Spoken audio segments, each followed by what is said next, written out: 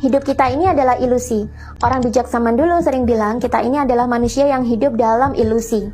Banyak sekali realita yang kita alami sebenarnya itu adalah ilusi semata. Dan salah satu tugas manusia secara spiritual untuk hidup di bumi ini adalah untuk keluar dari ilusi-ilusi ini dan menemukan kesejatian. Lalu sebenarnya apa sih ilusi itu?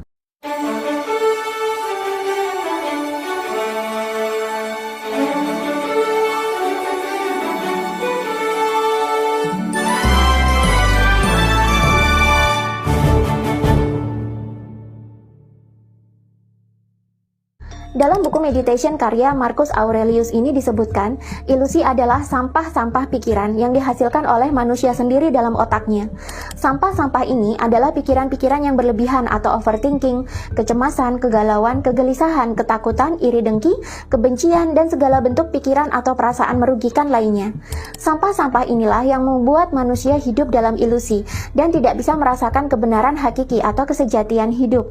Ilusi inilah yang membuat manusia akhirnya juga terpisah dengan esensi sang ilahi dalam dirinya, yang kalau dalam bahasa modern disebut sebagai percikan cahaya Tuhan, alias percikan dari energi dan sifat-sifat Tuhan dalam diri. Selain membuat manusia terpisah dari sang ilahi dalam diri, ilusi-ilusi ini juga membuat manusia tidak bahagia hidupnya. Sedangkan pada dasarnya manusia adalah makhluk yang menyukai kebahagiaan. Marcus Aurelius dalam buku ini menjelaskan beberapa prinsip atau cara untuk membersihkan sampah-sampah pikiran ini dalam bukunya yang berjudul Meditation berikut ini. Sebenarnya tujuan hidup manusia adalah untuk menyingkirkan sampah-sampah pikiran yang menumpuk dalam pikiran, terutama di pikiran bawah sadar, yang mungkin tidak pernah dibersihkan sejak kecil. Padahal setiap hari kita berpotensi menambah jumlah sampah baru ke dalam pikiran kita. Nah, bayangkan kalau kita tidak pernah mengeluarkan sampah-sampah tersebut, maka semakin menggunung setinggi apa sih sampah ini dalam pikiran kita? Inilah yang membuat manusia jadi terpisah dari Tuhan dan dari yang lainnya. Ini juga yang membuat manusia hidup dalam ilusi, selalu khawatir atau stres memikirkan masa depan dan selalu menyesal akan masa lalu.